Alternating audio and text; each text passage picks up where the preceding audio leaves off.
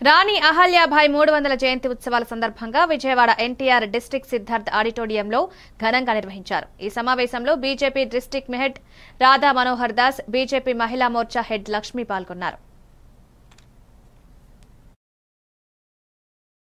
చేసినటువంటి ప్రధానమంత్రి నరేంద్ర మోడీ గారి మనందరూ కూడా జీవితాంతం కూడా మనం రుణపడి ఉండాల్సిన అవసరం ఉంది. మనం ఈ తరం మాట్లాడుకుంటా ఉన్నాం, కానీ 300 సంవత్సరాల కిందటే ఒక మహిళ అయింది.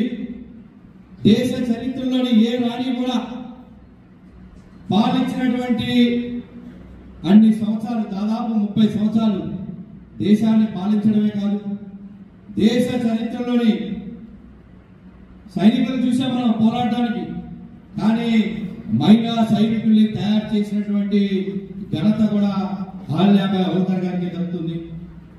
అదేవిధంగా ఈరోజు మనం చెప్పుకుంటా ఉన్నాం, రామ మందిర నిర్మాణం చేశామని, లేకపోతే కాశీని పునరుద్ధరించామని చెప్పి, కానీ 300 సంవత్సరాల కిందటే అనేక దేవాలయాలను దేశవ్యాప్తంగా మన ఆంధ్రప్రదేశ్లో ఉన్నటువంటి శ్రీశైలం మొదలుకొని ఉత్తరప్రదేశ్లో ఉన్నటువంటి వారణాసి కావచ్చు, కాశీ దేవాలయాన్ని కావచ్చు, అదేవిధంగా సోమనాథ్ దేవాలయం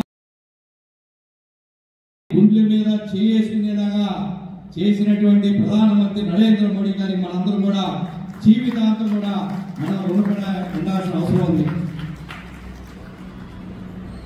మనం ఈ తరం మాట్లాడుకుంటా ఉన్నాం, కానీ 300 సంవత్సరాల కిందటే ఒక మహిళ అయింది.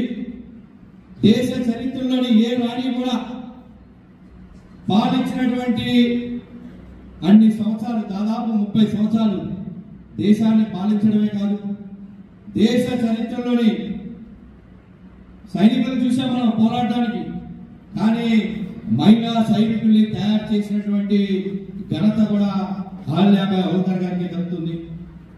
అదేవిధంగా ఈరోజు మనం చెప్పుకుంటా ఉన్నాం, రామ మందిర నిర్మాణం చేశామని, లేకపోతే కాశీని పునరుద్ధరించామని చెప్పి, కానీ 300 సంవత్సరాల కిందటే అనేక దేవాలయాలను దేశవ్యాప్తంగా మన ఆంధ్రప్రదేశ్లో ఉన్నటువంటి శ్రీశైలం మొదలుకొని ఉత్తరప్రదేశ్లో ఉన్నటువంటి వారణాసి కావచ్చు, కాశీ దేవాలయాన్ని కావచ్చు, అదేవిధంగా సోమనాథ్ దేవాలయం